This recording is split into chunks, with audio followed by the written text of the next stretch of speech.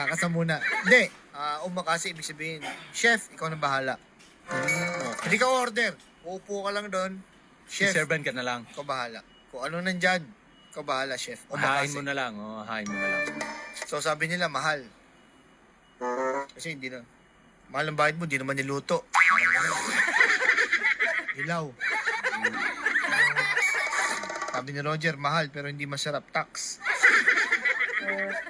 Hindi mo ramdaman, ano? Nakalim tayo sa TikTok, Papa Jeps. Facebook, Barangay LS page. Naka-live din sa Papa Carlo page, Papa Yan. Carlo 08. Pwede kayo manood mga kabarangay. Or Papa Jepoy. Kayo nang bahala. So ang alamat natin ngayon, Papa Chepoy, wala nang paligoy-ligoy pa. Ang alamat ng steak. Uy! Depende. Merong steak na hindi masarap. Meron ding talagang ma-appreciate mo. Yun. Ah, Pero sino kung babalikan natin ng history, ang ating mga ancestors ay mga hunters, di ba? tama. So, mga hunters. Kaya nga sa evolution, tingnan nyo, ayan, may pangil tayo. Dito sa ano. Di ba? May pangil. Oo. So, sa evolution, ay pasa ng mga ancestors natin na tayo ay kumakain ng karne. Kaya nga tawag dyan, di ba, canine? Yan, canine, may pangil tayo. Kasi panghiwa yan ng karne. Itong pangil na to. Kasi noong unang panahon, yung mga ancestors natin, kumakain talaga ng karne. Carnivore. Carnivore. Yung pangil ko nandun sa dulo. Ayun.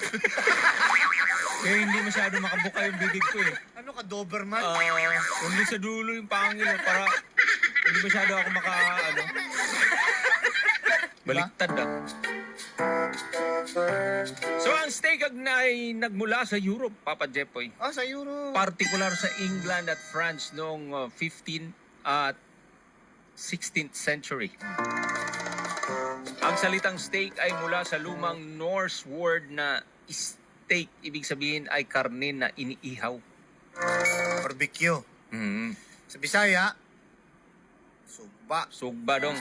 Sa Ilonggo, Hiligay nun, inasal. Inasal. Oh. Inihaw. Ang salitang mga Vikings noon ay mahilig magluto ng karne sa bukas na apoy. Ito ang unang anyo ng steak cooking. Sabi ni Chrissy, Lendon, caviar. Napakamahal pero napakaalat. So naging popular ang beef steak sa mga tavern at royal banquets noong 1700s. Sa France naman, ginawang mas sosyal ang steak at dito nagsimula ang mga steak sauces at the fine dining style. At 1800s, sa United States of America, naging simbolo ng Western culture at cowboy cooking. Grilled over open fire. Dami nanonood sa TikTok, oh. Tama ba yung nakikita ko? Dami. Bagwis, happy birthday. So, nagsimula sa Europe, parating sa States. Yes. Steak. Ibig sabihin, inihaw. Hello, Kate. Si papa-shoutout. Di ko ma-shoutout kasi yung pangalan mo medyo Medyo pangit. Hindi pwede yan. Di ba pwede yan? Hello, Erica. Pa-follow, guys. Dami nanonood, oh. Pa-follow. Papa Jeps. So, nung unang panahon, Papa Jepoy, ito palang steak na ito ay para sa mga sundalo. Pampalakas. Pampalakas. Oh. At syempre, itong steak na to ay para sa mga mayayaman. Di ba nasa Bible yan? Oo. Sino yun? Nasa Bible yan. Ano yun? Direct? Yung lumayas yung anak. Yung may dalawang anak. Kain at Abel? Di ba yun? I-advance mo pa, unti pa. Sabi nung isang anak, kunwari tayo magkapatid. Sabi ko sa tatay natin, akin na yung mamanahin ko. Buhay ka pa, di ba?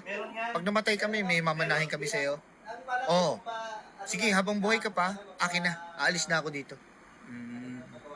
Ganun yung sinabi Hindi ko. ba yan si Cain at Abel? Ganun yung sinabi ko. Oo. Yung ama naman, binigay. Binigay lahat nung ari-arian. Ari-arian. Nagalit ikaw. Ba't mo binigay dyan? Buhay ka pa. Sabi, huwag ka mag-alala anak. Sa'yo naman to. Kung kaharian na to, sa'yo naman to. Aalis na siya eh. Bigay mo na sa kanya lahat. Anong kwento yun? Ayun, prodigal Prodigal son. son. Oh, prodigal son. So, hindi si Cain at Abel yan? Hindi. Okay. Alam ko na kung sino yan. Sino? Si Crispin at si Basil. Diba? Yan yun. Tapos, ang ginawa ng anak, dahil marami siyang pera, lumayas ako, puro kamalian ang ginawa. Nag-inom, nag-party, nagsugal, kung ano-ano. So, ubos. In short, bumalik. Nagsusorry ako sa tatay ko. Sorry, tanggapin mo. Tinanggap nung ama. Sabi, magpapatay ka ng baka. Nagpaiha. Alay. Hindi na paano, magpa-party tayo, bumalik ang anak ko.